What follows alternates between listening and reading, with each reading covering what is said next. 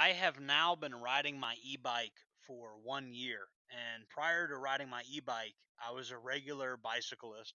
I had a Cannondale Killer V, and I was a big Cannondale guy.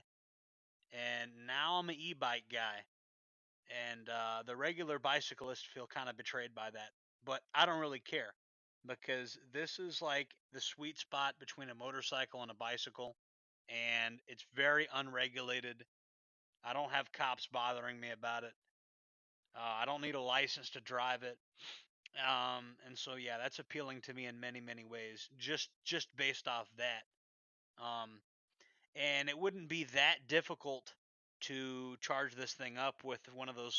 If you had like a portable solar panel like that you could haul in the back of a truck or something, or put on the back of a truck, you could definitely charge this e-bike with a regular solar generator.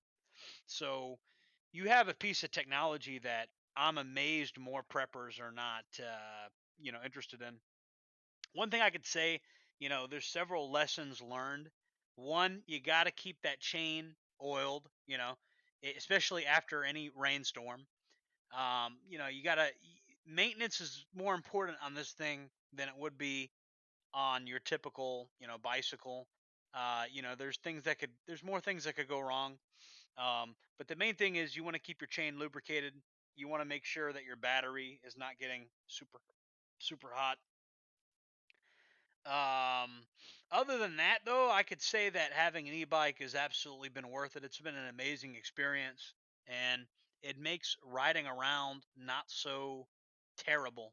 You know, it's just easier to ride around, and I really like the fact that you can get around easily without using any gasoline, because gasoline is very expensive. And this is not like a save the earth thing for me. Like, I know a lot of people are like, "Oh, you think you're a liberal and you want to save the..." No, this isn't a save the earth thing for me at all. This is a practicality thing. Gasoline is expensive, and I would rather spend my money on other stuff. You can see here, I was almost wiped out in some sugar sand. Like any bicycle, you got to be careful about the sugar sand. Here's footage of today.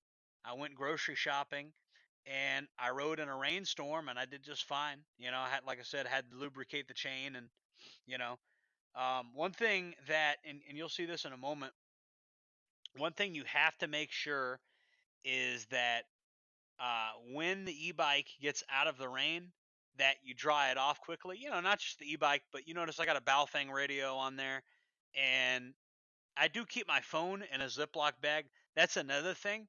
The Ziploc bag is basically my poor man's solution. I've seen these very expensive cases that cost hundreds of dollars for a phone, but honestly, the best thing I've found is a Ziploc bag, and then the air like pushes under the Ziploc bag and it dries off the phone. It's like an incredible thing. So you're actually using the air to dry off your phone. And so if there is any water on it, it'll dry off. It's actually a pretty clever technique there. But you see, I have a bunch of fans set up, and what all the fans that are set up do is basically when I pull in, I can dry off all my pouches and all my electronic devices and my helmet, and all that stuff can just be dried quickly. So this is my e-bike setup. Leave a comment, tell me what you think. Jordan Jareb signing off.